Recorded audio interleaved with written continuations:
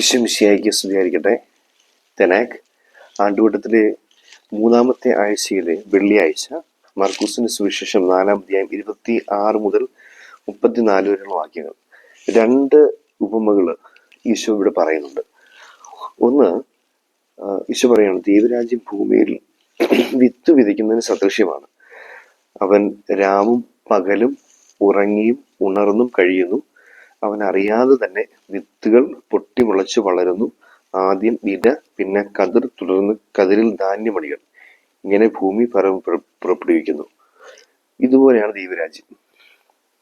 നമ്മള് ഈ ഒരു ഉപമ പറഞ്ഞിട്ട് ഈ സുവിശേഷത്തിന്റെ അവസാന ഭാഗത്തുമ്പോൾ ഈശോ കടുകുമണിയുടെ ഉപമ കൂടി പറയുന്നുണ്ട്. കടുകുമണി സ്വീകരിക്കുന്ന പോലെയാണ്, കടുകുമണി പോലെയാണ് ദൈവരാജ്യം. കടുകുമണി വീണിട്ട് അത് ഏറ്റവും ചെറിയ വിത്താണെങ്കിൽ പോലും, കടുകുമണി ഏറ്റവും ചെറുതാണെങ്കിൽ പോലും അത് വളർന്നൊരു വൃക്ഷമാകുന്നു. അതിൽ ആകാശപ്പറവുകൾ ചേക്കേറുന്നുണ്ട്, അത് തണലായി മാറുന്നുണ്ട് എന്നൊക്കെ പറഞ്ഞുകൊണ്ട് ദൈവരാജ്യത്തെ നമ്മുടെ ഉള്ളിൽ സ്വീകരിക്കപ്പെടുന്ന വചനമാകുന്ന വിത്ത്, വിശ്വാസമാകുന്ന വിത്ത് നമ്മളിൽ വളർന്ന് നമ്മുടെ വാക്കും പ്രവൃത്തിയുമായി മറ്റനേകർക്ക് തണലും താങ്ങുമായി മാറുന്നു എന്ന് പറയുന്ന നമ്മളിലൂടെ വളർന്നു വരുന്ന ദൈവരാജ്യത്തെ കുറിച്ചാണ് കടുകുമണിയുടെ ഉപമയിൽ പറയുന്നത്.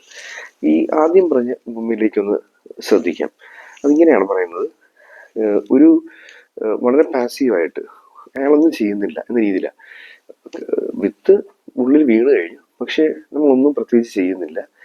അവിടെ എന്താ സംഭവിക്കുന്നത് വെച്ച് കഴിഞ്ഞാൽ രാവും പകലും ഉറങ്ങിയും ഉണർന്നും ഒക്കെ നമ്മളിന്ന് ജീവിച്ചു പോവുക, വെറുതെ സാധാരണ പോലെ തന്നെയാണ് പോയിക്കൊണ്ടിരിക്കുക. പക്ഷേ നമ്മളറിയാതെ ആ വിത്ത് പൊട്ടിമുളച്ച് വളർന്ന് ആദ്യം ഇല, പിന്നെ കതിർ, പിന്നെ കതിരിൽ ധാന്യമണികൾ ഉണ്ടാകുന്നു.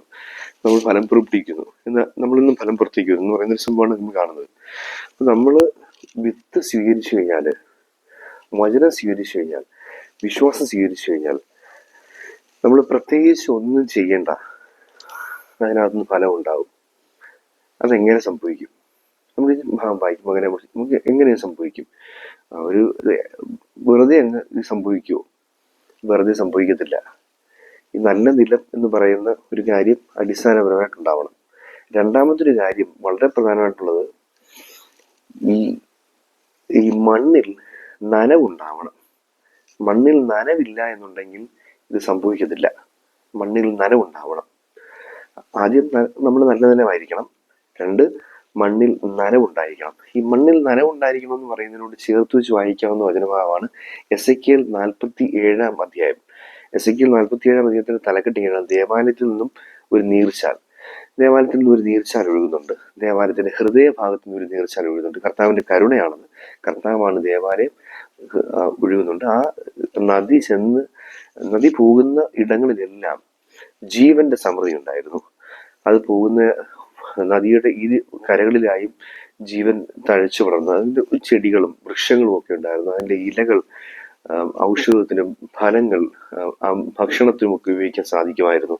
ജീവജാലങ്ങൾ കൂട്ടമായി സമൃദ്ധമായി ജീവിച്ചിരുന്നു എന്ന് പറയുന്ന കാര്യം നമ്മൾ വായിക്കുന്നുണ്ട് എസെക്കിയേൽ 47-ാം അധ്യായം. അപ്പൊ കർത്താവിന്റെ കരുണ കൊണ്ട് നനവുള്ള, ഈർപ്പമുള്ള, അതായത് സ്നേഹമുള്ള, കർത്താവിന്റെ കരുണ സ്വീകരിച്ച് സ്നേഹത്തിന്റെ ഈർപ്പമുള്ള നല്ല നിലവാകുന്ന മണ്ണാണ് നമ്മളെങ്കിൽ ഈ പറയുന്ന രീതിയിൽ സ്വീകരിക്കുന്ന വചനമൊക്കെ നമ്മൾ വെറുതെ ഉറങ്ങി ഉണർന്നുമൊക്കെ ജീവിച്ചു പോയാലും അതിന്റെ ഫലം പുറപ്പെടുവിക്കും എന്നാണ് വ്യക്തമായിട്ടും ഈ സുവിശേഷം നമുക്ക് പറഞ്ഞു തരുന്നത്. പിന്നെ സ്വാഭാവികമായിട്ടും കൃപ വേണം, സൂര്യ വെളിച്ചം വേണം. കർത്താവിന്റെ കൃപ, ആകാശത്ത് നിന്ന് കർത്താവിന്റെ കൃപ നമ്മളിലേക്ക് എത്തണം. മഴയും വെയിലും എന്നൊക്കെ പറയുന്ന പോലെ കർത്താവിന്റെ കൃപ നമ്മളിലേക്ക് വരികയും വേണം. 3 കാര്യങ്ങൾ ശ്രദ്ധിക്കേണ്ടതുണ്ട്. വചനം നമ്മൾ സ്വീകരിച്ചു കഴിഞ്ഞാൽ, നമ്മൾ സ്ഥിരം വചനം വായിക്കുന്നുണ്ട്, കേൾക്കുന്നുണ്ട്. ഈ വചനം നമ്മളിലേക്ക് എത്തുമ്പോൾ ഒന്നാമതായി നമ്മൾ നല്ല നിലമായിരിക്കണമെന്ന് നമ്മൾ 2 ദിവസം മുമ്പ് വായിച്ച വിതക്കാന്റെ ഉമ്മയിൽ നമ്മൾ വായിച്ചു. നല്ല നിലമായിരിക്കണം. നമ്മുടെ ഉള്ള് വിശദീകരിക്കപ്പെട്ടതായിരിക്കണം. എന്നാൽ വചനം അവിടെ സ്ഥിതി ചെയ്യും. 2, നനവുണ്ടാവണം. കർത്താവിന്റെ കരുണയാകുന്ന നദി നമ്മളിലേക്ക് ഒഴുകാൻ നമ്മൾ കർത്താവിനോട് ചേർന്ന് നിൽക്കുകയും ആ കരുണ ഒഴുകിയ സ്നേഹത്തിന്റെ ഈർപ്പം, നനവ് നമ്മുടെ ഹൃദയത്തിലുണ്ടായിരിക്കുകയും ചെയ്യണം, ജീവിതത്തിലുണ്ടായിരിക്കുകയും വേണം. 3, കൃപയുടെ സൂര്യ വെളിച്ചം വേണം. അങ്ങനെയെങ്കിൽ നമ്മളിൽ നിന്നും ഫലം പുറപ്പെടുവിക്കപ്പെടും. ഇതാണ് വ്യക്തമായിട്ടും ഈ സുവിശേഷം കാണാൻ സാധിക്കുക. ഇതൊരു ചെറിയ ഒറ്റ വരിയിൽ ഈശോ പറയുകയാണ്, അവൻ രാവും പകലും ഉറങ്ങിയും ഉണർന്നും കഴിയുന്നു. അവൻ അറിയാതെ തന്നെ വിത്തുകൾ പൊട്ടിമുളച്ച് വളരുന്നു. ആദ്യ വീല, പിന്നെ കതിർ, പിന്നെ തുടർന്ന് കതിരിൽ ധാന്യമണികൾ. ഇങ്ങനെ ഭൂമി ഫലം പുറപ്പെടുവിക്കുന്നു. ഇതുപോലെയാണ് ദൈവരാജ്യം എന്ന് പറയുമ്പോൾ ഈ വാക്യം സൂചിപ്പിക്കുന്ന ഈ 3 കാര്യങ്ങൾ നമ്മളിൽ ഉണ്ടായിരിക്കണം. ആദ്യം നല്ല നിലമാകുക. 2, കർത്താവിന്റെ കരുണയോട് ചേർന്ന് നിന്നിട്ട് സ്നേഹത്തിന്റെ ഈർപ്പമുള്ള മനുഷ്യരായി മാറുക. 3, കൃപയുടെ സൂര്യ വെളിച്ചത്തിലേക്ക് നമ്മളെ തന്നെ ആ സൂര്യ വെളിച്ചത്തിലേക്ക് നിർത്തുക. അപ്പോൾ നമ്മൾ വളർച്ച ഉണ്ടാകും. അപ്പൊ ഈ നമ്മുടെ ഉള്ളിൽ വീഴുന്ന വിത്ത് വാക്കിലൂടെയും പ്രവൃത്തിയിലൂടെയും നല്ല ഫലമായി മറ്റുള്ളവർക്കും സഭയ്ക്കും സമൂഹത്തിനും ലഭിക്കാൻ വേണ്ടി ഈ 3 കാര്യങ്ങൾ നമുക്ക് ശ്രദ്ധിക്കാം. ദൈവം നമ്മെ അനുഗ്രഹിക്കട്ടെ.